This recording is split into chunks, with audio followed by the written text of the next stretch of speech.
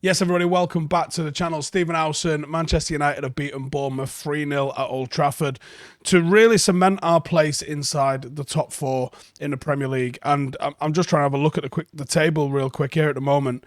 I think there's a lot to be positive about as a United fan here at the minute. You had, over the last weekend, you've had Spurs dropping points, Liverpool dropping points.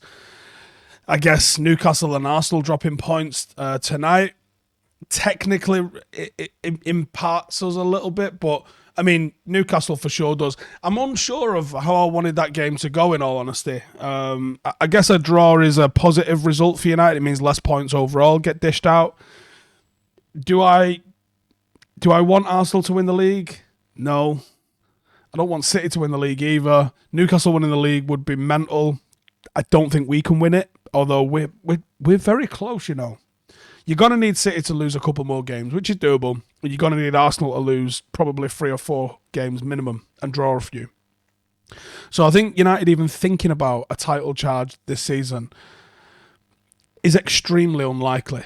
And I find it extremely unlikely without a striker. I think Martial's really not taken the opportunity that's been afforded to him at the moment. We've basically gone to him, you're the number 9, just don't get injured, you're playing every week. And that's seemingly not enough for him. He's not really been putting out in the games. He's not really looked a threat in games. He's had little bits of link-up play that have been nice, but outside of that, struggled a little bit. Yeah, I think if United get a striker, we could shock people. If United get a striker, we could shock people. Tonight, we had a rotated side. There's a lady that sits on my row. She was like, have you seen the team? It's shit. But it was a gamble that absolutely paid off for Ten Hag because it was a comfortable, controlling performance. Bournemouth are gash, and they're hovering just above relegation now. And I think they've lost 7 of 8 of their last, something along those lines. They're dropping like a stone, and they're going to be in trouble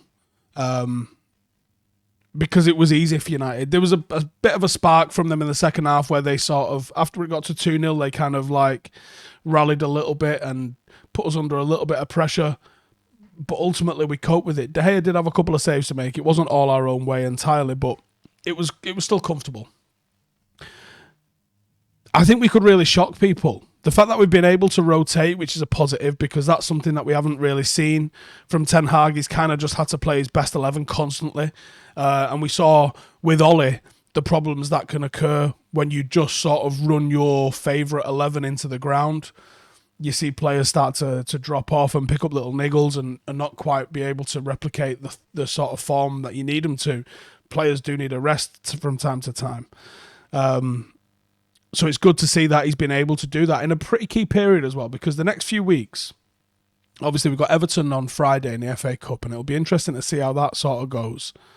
Really interesting to see how that kind of goes. And be interesting to see if Frank Lampard's still in charge, actually, because they got spanked tonight. And it'd be interesting if they've changed manager in the meantime, because they could. It's just like a team to go to Old Trafford with a new manager. It happens to us all the time, or it appears like it happens. It seems like it happens to us more than anyone else. It really does. I don't know if that's true or if that's my perception of it, but it does feel like it happens to us more than anyone else. Liverpool said 3 months ago, did a video why Klopp is finished, and obviously the comments in that are quite hilarious, especially if you go back and read them now. There was the writing on the wall for him. Now, what's interesting to me is that they say they're desperate for a central midfielder, but I added up, I think they've got 7 first-choice midfielders, which is ample. I think they've got 5 or 6 first-choice forward 3. They've got plenty of depth in the defence. And then, as we said, we went through where every single one of their players at some stage has been called the best in the world. Klopp has never stayed long enough in a job where he's had or been able to refresh a side. He's been able to build a side. But one of the reasons why Sir Alex Ferguson is the greatest is because he kept us competitive whilst stripping back a team and creating a new team. Liverpool are going out, they've bought one midfielder in 4.5 years. I don't know if that's necessarily the truth. I mean, there's academy players come through into the team. Thiago is the one that they're talking about that they've bought there. But when was Naby Keita bought? Was that 2018?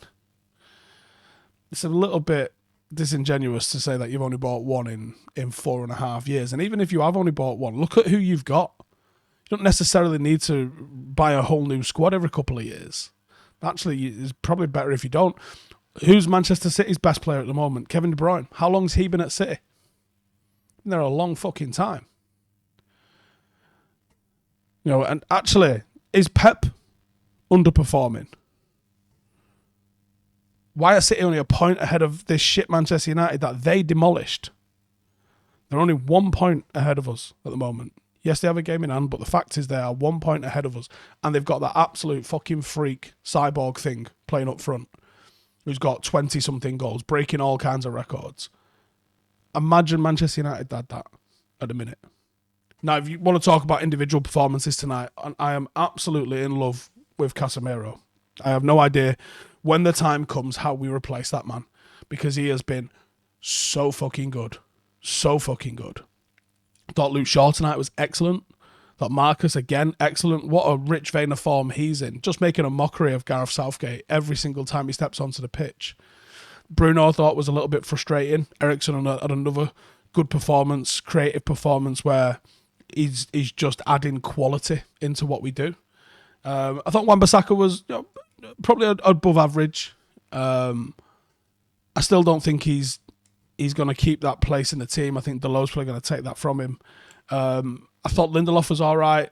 Maguire was okay defensively, but in possession, he just isn't quick enough with it.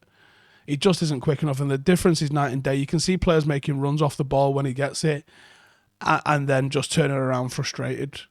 The tackle on Donny van de Beek, I hope Donny van de Beek's all right, actually, because that tackle on him was fucking horrendous. I don't even think he got a yellow card. That is a potential game changer for a player to get an injury like that. Absolutely bang out of order. But, you know, a solid performance, a clean sheet at home, 3 goals, do our goal difference no harm whatsoever, because our goal difference has been shite this year. And we move on.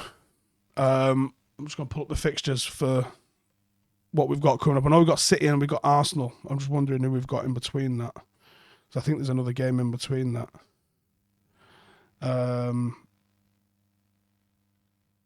This only shows the league. 1 sec.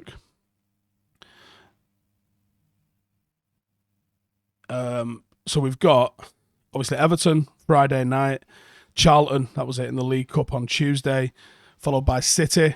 So I would think that Ten Hag probably goes strong for Everton, slightly rotated again for Charlton, as strong as you possibly can for City, because what a marker that would be. To take points off Manchester City at home would be a serious marker.